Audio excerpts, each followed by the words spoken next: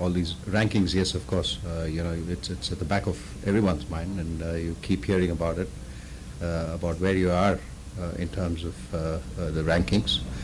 But I think the critical point is you played some good cricket.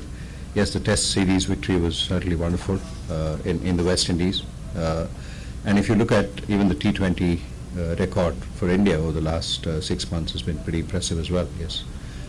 And that's something which we'd like to take forward in these two games as well.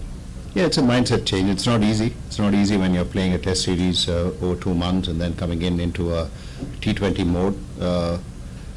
It's something that you need to change in your mind. Then also probably as a bowler and as a batsman, you need to make those adjustments in your game as well. So it's not easy, but all of us are professionals, and they've played enough T20 cricket for them to adjust. So that's something that the focus is on. It's more in the mind rather than out there, but that's the change that one needs to make. No, I certainly didn't expect the facilities to be as good as what it is in the United States. I certainly felt that it could be a makeshift. I'd heard about Florida and this ground, but very impressive. Very impressive with the facilities that we have seen today.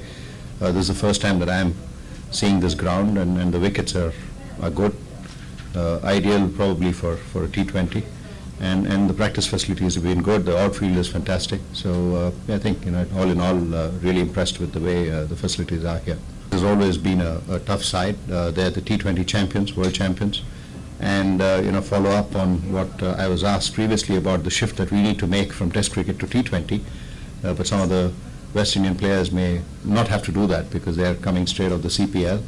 And they're quality cricketers. They've shown consistently how good they are. And we had a tough match in the semi-finals of the T20 World Cup as well. So in terms of the quality that we are going to encounter, we are aware of that.